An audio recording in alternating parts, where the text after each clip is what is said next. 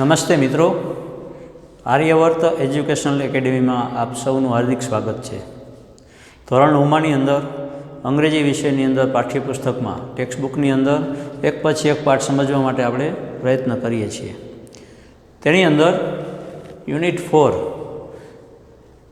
કવિતાની અંદર call of the hills કરીને જે હતું તેની અંદર સ્વતંત્રતાનું મહત્ત્વ સમજાવવા માટે એક કબૂતરના ઉદાહરણ દ્વારા કવિએ એક દ્રષ્ટાંત આપેલું કે પોતે કબૂતર પાળેલું, તે કબૂતરને સરસ મજાના વટાણા, દાણા, ફળફળાદી અને જે કંઈ ખાદ્ય સામગ્રી બધી ખાવાનું આપતા હતા અને એક સરસ મજાનું કિંમતી પાંજરું પણ રાખેલું. એને એક સિલ્કન થ્રેડ શબ્દ કાવ્યની અંદર વાપર્યો છે કે ચાંદીથી પોતે બનાવેલી દોરીથી બાંધેલું હતું, છતાં પણ એ તરફડીને મરી ગયું, કારણ કે તે સ્વતંત્રતા ચાહતું હતું. તો આઝાદીનું મહત્ત્વ સમજાવતો આ પાઠ છે. તેની અંદર એક બકરીનું ઉદાહરણ આપી અને કવિએ એક ઘટનાનો ઉલ્લેખ કરેલો છે. તે ઘટના શું છે તે આપણે પાઠની અંદર જ જોશું, તેથી અત્યારે સ્ટોરિકલ તે વસ્તુ કહેતો નથી. પાઠ સમજશો એટલે ધ્યાનમાં આવી જશે. હે અબુ મિયા, અરે અબુ મિયા, લુકિંગ સેડ, તમે દુઃખી દેખાવ છો. ઉદાસ, સેડ એટલે દુઃખી, ઉદાસ, તમે દુઃખી દેખાવ છો. Why are you sitting alone today, તમે આજે એકલા જ કેમ બેઠેલા છો. Why are you sitting alone એટલે એકલા, ટુડે આજે તમે એકલા જ કેમ બેઠા છો. Where is your darling Kalua, Kalua એટલે પોતે પાળેલી એક બકરીનું નામ છે. તો તમારી પ્રિય, તમારી જે બકરી છે જેનું નામ કલુઆ છે, તે કલુઆ ક્યાં છે. વેર ઇઝ યોર ડાર્લિંગ કલુઆ, તમારી પાલતુ બકરી કલુઆ ક્યાં છે. ગોવિંદા વોઝ વરીડ, ગોવિંદા ચિંતિત હતો. વરીડ એટલે ચિંતિત હોવું અથવા ચિંતામાં હોવું. ફરીથી આખું વાક્ય બોલું છું. હે અબુ મિયા, અરે અબુ મિયા, લુકિંગ સેડ, તમે આજે દુઃખી દેખાવ છો. Why are you sitting alone today, આજે તમે એકલા જ કેમ બેઠા છો. Where is your darling Kalua, તમારી વાલી કલુઆ ક્યાં છે. ગોવિંદા વોઝ વરીડ, ગોવિંદા ચિંતિત થયો. Perhaps I have lost her, કદાચ મેં તેને આજે ગુમાવી દીધી. લોસ્ટ એટલે ખોઈ બેસવું, ગુમાવી દેવું. Perhaps I have lost her, કદાચ આજથી હું એને ખોઈ બેઠો છું. I have seen Har footprints going up the hill, મેં તેના પગ, ફૂટપ્રિન્ટ્સ એટલે ડગલા, પગના પદચિહ્ન જેને કહેવાય. આપણે જે કહેવાય ને પગ ચાલી અને પગની જે નિશાની થાય તેને ફૂટપ્રિન્ટ કહેવાય. પગની નિશાની, ગામઠી ભાષામાં એને સગડ કહીએ. સગડ, કોઈ પણ પશુ કે ઢોર હાલીને ગયો હોય ને ત્યાર પછી એના પગલાંના જે ડાબલાની નિશાની હોય તેને ફૂટપ્રિન્ટ્સ કહેવાય.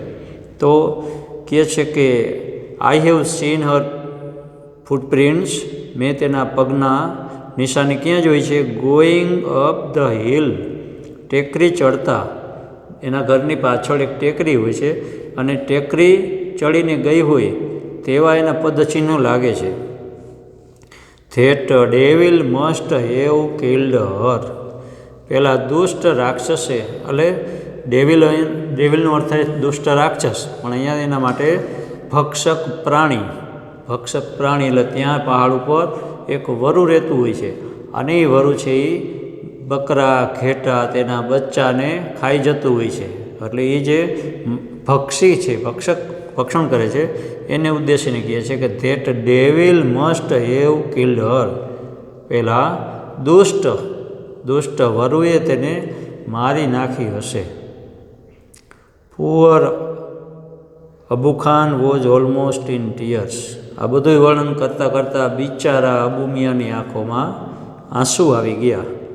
Poor Abu Khan was almost in tears, Abu ખાનની આંખોમાં આંસુ આવી ગયા. He could not understand why Kalua broke the string and disappeared in the night, તે વસ્તુ એને સમજાતી નહોતી, તે વસ્તુ એને ધ્યાનમાં નહોતી આવતી.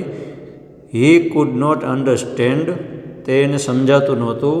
Y Kalua broke the string, કલુઆએ તેની જે દોરી, એને દોરીથી જે બાંધેલી હતી એ દોરી કેમ તોડી નાખી હશે? Why Kalua broke the string, કલુઆએ દોરી કેમ તોડી નાખી હશે? And disappeared in the night, અને રાતના સમયે શા માટે એ અદૃશ્ય થઈ ગઈ હશે? ડિસએપિયર એટલે અદૃશ્ય થવું. તેને દોરી તોડી અને શા માટે અદૃશ્ય થઈ ગઈ હશે? He used to give her green juicy grass and tasty grains.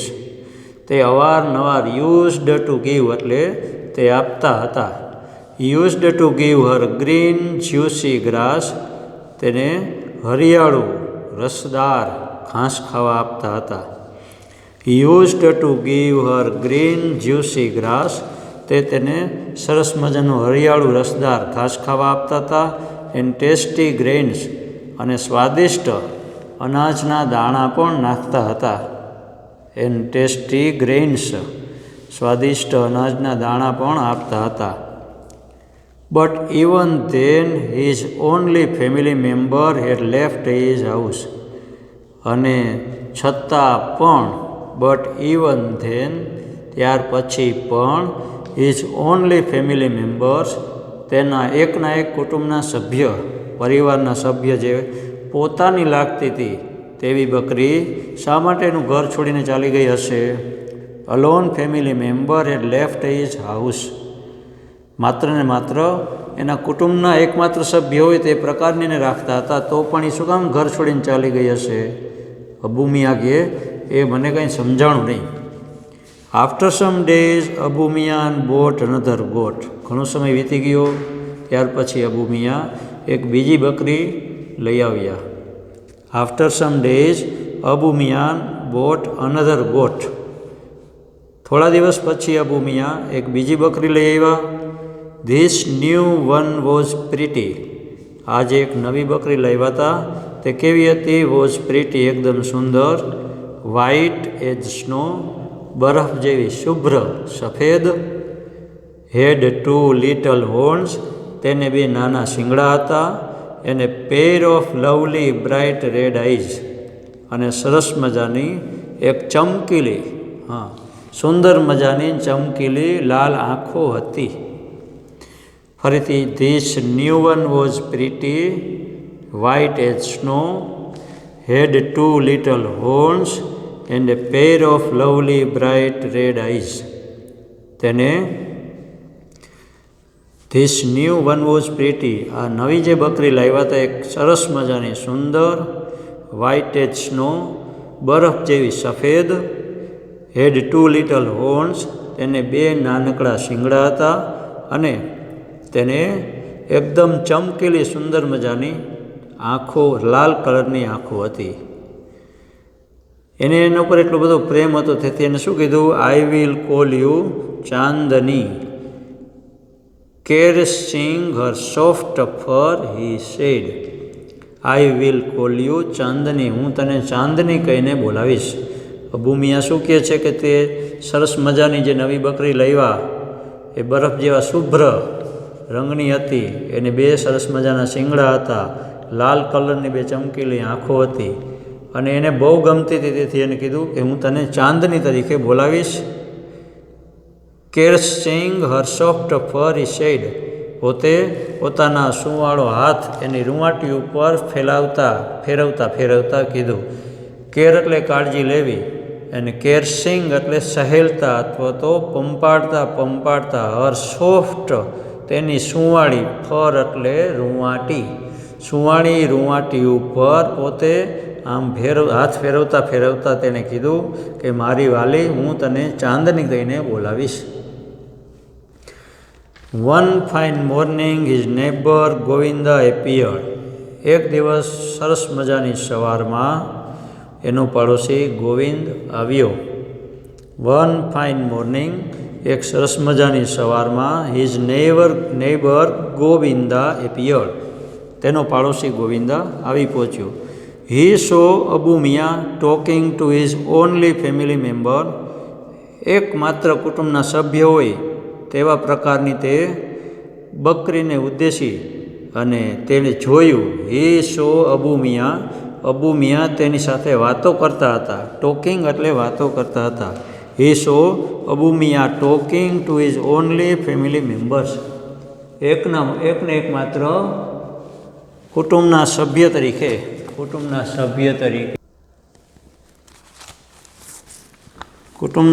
તરીકે જે રાખી હતી તે વાતો કરતા તેને જોયા. He saw Abu Miyan talking to his only family member. શું કહેતા હતા? Hey Abu chacha, you look happy and healthy. How is life now? તેણે શું કીધું? અરે અબુ ચાચા, hey Abu chacha, you look happy. તમે એકદમ ખુશ દેખાવ છો. એને હેલ્ધી, તંદુરસ્ત લાગો છો. તમે એકદમ ખુશ અને તંદુરસ્ત લાગો છો. હાઉ ઇઝ લાઈફ નાવ? હવે તમને જિંદગી કેવી લાગે છે? મતલબ હવે તમને કેવું લાગે છે? તમારી આગળની જે બકરી હતી કલુઆ, એ તો પહાડ ચડીને ગઈ. ત્યાં દુષ્ટ પેલા વરુએ એને મારી ખાધી હશે, એ મરી ગઈ. ત્યાર પછી તમે નવી બકરી લાવ્યા. આટલી સરસ મજાની બકરી ઉપર તમે જે પ્રેમ કરો છો એનું નામ ચાંદની પાડ્યું. તો હવે તમને કેવું લાગે છે? I am the happiest person Govinda. તેમણે શું કીધું? ગોવિંદા, હું સૌથી સુખી માણસ છું. હેપી એટલે સુખી, હેપીયર એટલે વધારે સુખી, અને હેપીએસ્ટ અહીંયા સુપરલેટિવ ડિગ્રીનો ઉપયોગ કર્યો છે. I am the happiest person Govinda. Govinda, હું સૌથી સુખી માણસ છું. Chandni has brought new life to me. ચાંદનીએ તો મને નવું જીવન આપ્યું છે. પશુ પ્રત્યે એટલો જો પ્રેમ હોય તો જ શક્ય છે. નહીંતર આપણને એમ થાય એમાં બકરી નવી લાવ્યા એમાં શું થઈ ગયું? એ તો લાવતા હોય ને વેચતા હોય, એમાં શું થઈ ગયું?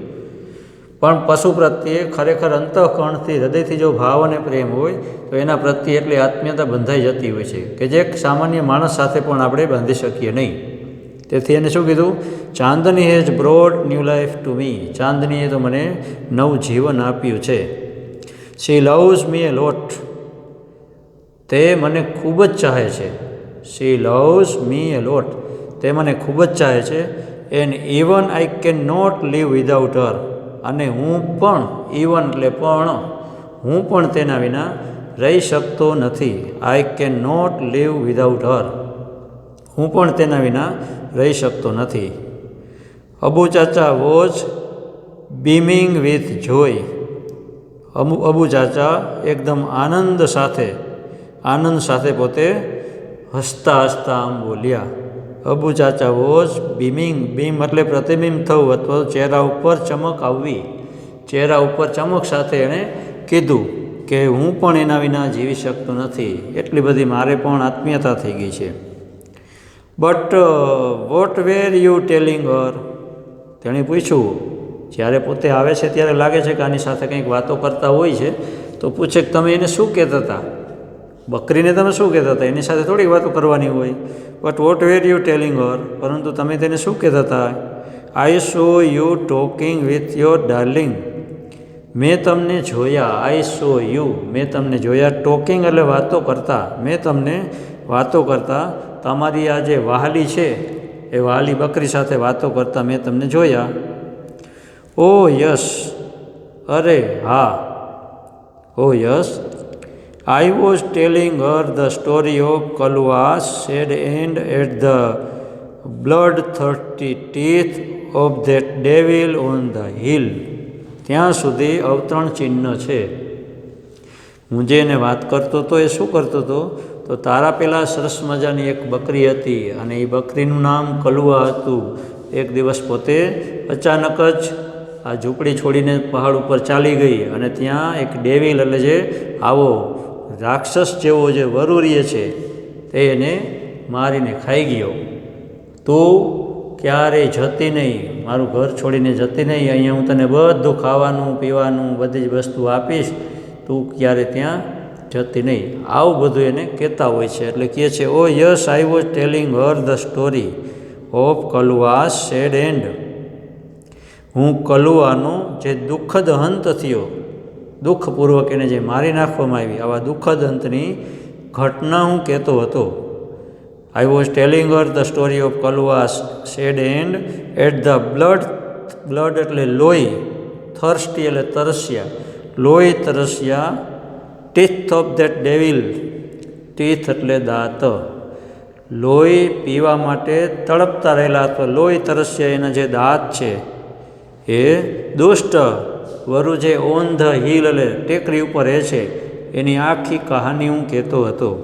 અરે હા, આખું વાક્ય ફરીથી બોલું છું. અરે હા, હું તેને લોહી તરસ્યા એ ટેકરી ઉપર રહેલા દુષ્ટ એવા વરુ વિશેની આખી વાત હું એને કહેતો હતો.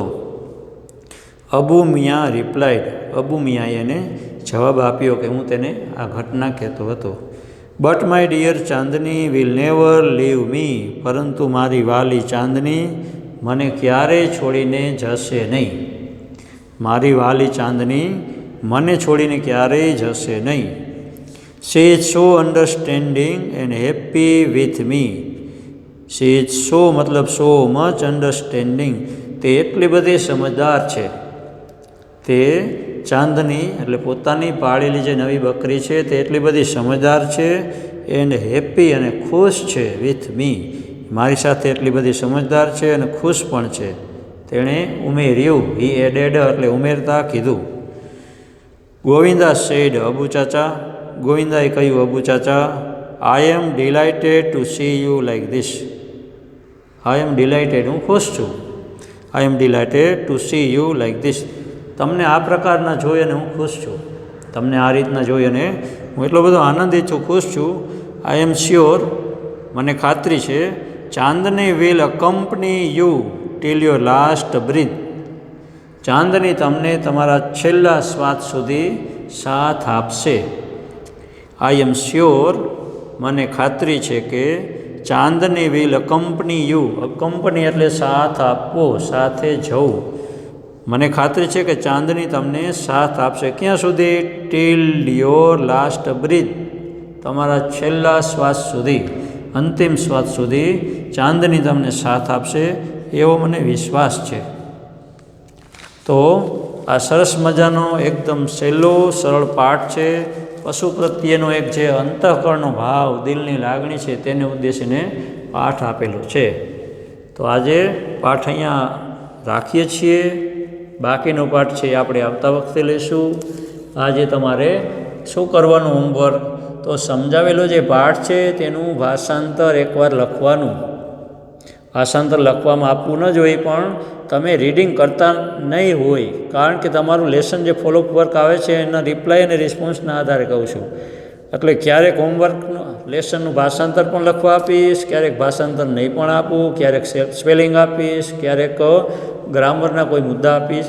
તો આજે હું હોમવર્કની અંદર શું કરવાનું છે, તો તમારે સમજાવેલા પાઠનું હોમવર્કની અંદર સમજાવેલા પાઠનું ભાષાંતર લખવું. બરાબર? અહીંયા સુધી, જ્યાં સુધી પાઠ સમજાયો ત્યાં સુધી ભાષાંતર લખવું અને સ્પેલિંગ તાજા કરી લેવા, સ્પેલિંગ મોઢે કરી લેવા. એકવાર આપ્યા હતા કરી લેવા, એકવાર આપ્યા હતા ફરીથી લખવા આપતો નથી, પણ જેને ન કર્યા હોય તો સ્પેલિંગ મોઢે કરી લેજો અને ભાષાંતર લખવાનું. આજે પાઠ અહીંયા અટકાવીએ છીએ. બાકીનો પાઠ છે એ આપણે આવતા વખતે લઈશું. અસ્તુ. જય હિન્દ, જય ભારત.